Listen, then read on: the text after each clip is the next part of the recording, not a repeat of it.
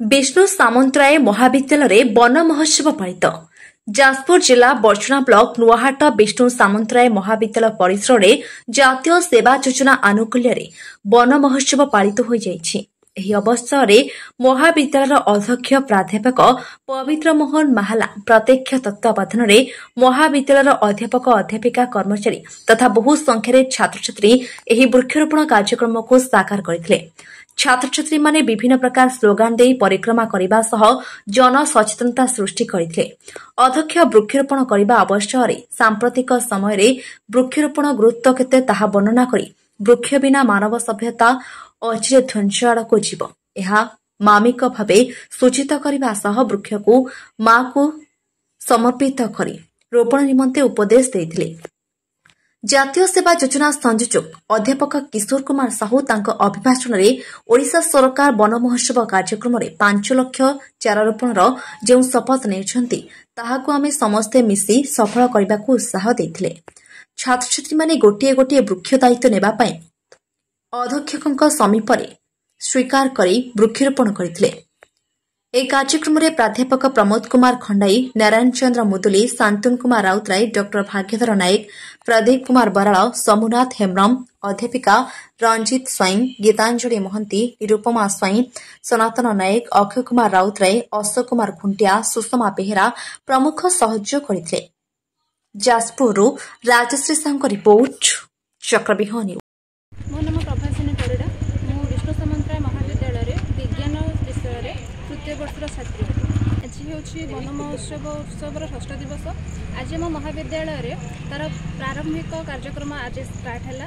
ତ ଆମେ ମହାବିଦ୍ୟାଳୟର ସମସ୍ତ ଛାତ୍ରଛାତ୍ରୀ ତଥା ଆମର ଶିକ୍ଷକ ଶିକ୍ଷୟିତ୍ରୀ ଏବଂ କଲେଜର ଅନ୍ୟ କର୍ତ୍ତୃପକ୍ଷରେ ଥିବା କାର୍ଯ୍ୟରତ ଷ୍ଟାଫ୍ ମାନେ ମଧ୍ୟ ଏଥିରେ ଯୋଗ ଦେଇଥିଲେ ଏବଂ ଆମ ମହାବିଦ୍ୟାଳୟରେ ଆଜି 100ଟି ଗଛ ଲଗା ହେବାର କାର୍ଯ୍ୟକ୍ରମ ଥିଲା ଏବଂ ଆମେ ସମସ୍ତେ ଏଥିରେ ଯୋଗଦାନ ଦେଇଥିଲୁ ଏବଂ ନିଜର ଯଥା ଚେଷ୍ଟା ହିସାବରେ ଆମେ ଆଜି ଗଛ ଲଗେଇଛୁ, ଏଠି ପାଣି ଦେଇଛୁ, ତାପରେ ତାର ସୁରକ୍ଷା ପାଇଁ ଆମେ ସେଠି ଜାଲ ବାଡ଼ି ମଧ୍ୟ ଦେଇଛୁ ଏବଂ ତାହାର ସମସ୍ତ ମାନେ ଯେତିକି ତାର ଅଛି ଆମେ ଯେତିକି ତାକୁ ଚାହିଁବୁ ଯେତିକି ମାନେ ଲଗେଇକି ତାର ଯତ୍ନ ନେବା କଥା ଆମେ ସେତିକି ଯତ୍ନ ନେବୁ ଏବଂ ତାର କର୍ତ୍ତବ୍ୟ ଯେ କେବଳ ଆମ ଶିକ୍ଷୟିତ୍ରୀ କିମ୍ବା ଅନ୍ୟ ମାନେ ଅଛନ୍ତି ସେମିତି ନାହିଁ, ଆମେ ସମସ୍ତ ଛାତ୍ରଛାତ୍ରୀମାନେ ମଧ୍ୟ ତାର କର୍ତ୍ତବ୍ୟ ନେବାର ଦୃଢ଼ ନିଷ୍ପତ୍ତି ନେଇଛୁ ଏବଂ ଆମେ ଆମ ପାରୁପର୍ଯ୍ୟନ୍ତ ପର୍ଯ୍ୟନ୍ତ ଯେହେତୁ ମୁଁ ତୃତୀୟ ବର୍ଷର ଛାତ୍ରୀ ଅଟେ, ମୋ ହାତରେ କେବଳ ଗୋଟେ ବର୍ଷ ଅଛି ଯେ ମୁଁ ସେଇ ବୃକ୍ଷମାନଙ୍କର ଯତ୍ନ ନେଇପାରିବି ଏବଂ ମୁଁ ଯଥାସମ୍ଭବ ଚେଷ୍ଟା କରିବି ଯେ ସେଇ ବୃକ୍ଷଟି ଯେପରି ବଡ଼ ହେବ ଏବଂ ଭବିଷ୍ୟତରେ ଆମ କଲେଜରେ ଗୋଟେ ସବୁଜ ସୁନ୍ଦର ପରିବେଶ ସୃଷ୍ଟି କରିବ।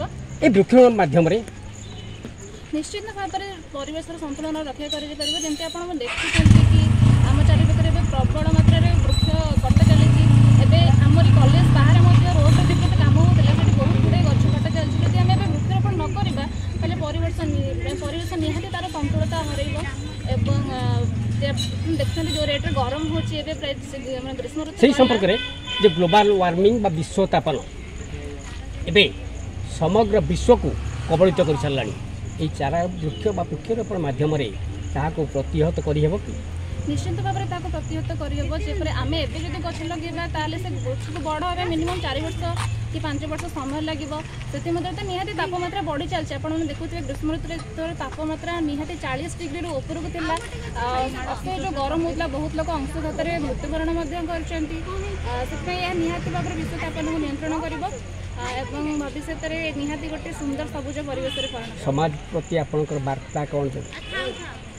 ସମାଜ ପ୍ରତି ମୋର ଏହା ବାର୍ତ୍ତା ରହିବ କି କିଛି କଥା ନାହିଁ, ଯଦି ଗୋଟେ ମଣିଷ ଗୋଟିଏ ଗଛ ଲଗାଇବ ଏବଂ ତାର ପ୍ରପର କେୟାର ନେବ ତାହେଲେ ସେ ଗୋଟେ ଗଛ ମଧ୍ୟ ଆମ ପାଇଁ ବହୁତ ମୂଲ୍ୟବାନ। ବିଷ୍ଣୁ ସାମନ୍ତରାୟ ମହାବିଦ୍ୟାଳୟରେ ଜାତୀୟ ସେବା ଯୋଜନା ଆନୁକୂଲ୍ୟରେ ଆଜି ଷଷ୍ଠ ଦିବସରେ ବନ ମହୋତ୍ସବ ସପ୍ତାହ ଆମେ ଇନାଗୁରେସନ୍ ପର୍ବ ପାଳନ କରୁଅଛୁ। ଯେଉଁ କାର୍ଯ୍ୟକ୍ରମ ଦୀର୍ଘ 3 ମାସ ସୂତ୍ରରେ ରଖିଛନ୍ତି ରାଜ୍ୟ ସରକାର ତରଫରୁ ଯେ ପାଖାପାଖି ଓଡ଼ିଶା ରାଜ୍ୟରେ 5 ଲକ୍ଷ ଚାରା ରୋପଣ କରାଯିବ। ସେ 5 ଲକ୍ଷ ଚାରା ରୋପଣ କରିବା ପାଇଁ ଆମେ ଆଜି ଇନାଗୁରେସନ୍ କରୁଛୁ। ଆଉ ଏହି କାର୍ଯ୍ୟକ୍ରମ ଆମେ ପାଖାପାଖି 3 ମାସ ଧରିକିରି ଏ କାର୍ଯ୍ୟକ୍ରମ ଆମ କଲେଜରେ ଅନୁଷ୍ଠିତ ହେବ।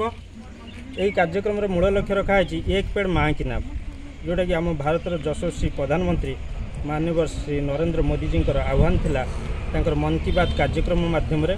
ସେଇ ଏକ ପେଡ଼ ମାଁ କି ନାମ କେ ଲିଏ ଆମେ ଏଇ ଛୁଆମାନଙ୍କୁ ନେଇକରି ଆଜି ଏ କାର୍ଯ୍ୟକ୍ରମ କରାହେଉଛି। ଯେଉଁ ଛୁଆଟି ତାର ମାଆର जमती सेवा शुश्रूषा माटी करुच्ची छुआपाई आई छुआटी सेमती ता माँ किसी कार्यक्रम कर हाथ को नब से छुआटी जो भविष्य आसो देख ये पिलाटी जो गछटी लगे से दिन कॉलेज बा अनुष्ठान को आसिले से भाव में कहीपर अन्य सांगसाथी यही जो एक पेड़ माँ के नाम कार्यक्रम चलता से एक पेड़ माँ के नाम कार्यक्रम माध्यम मुझे वृक्षटी रोपण करी से वृक्षटी आज जीवित अवस्था अच्छी ये स्लोगान से अन्य सांगसाथी मानक तार बार्ताटी पहुँचे।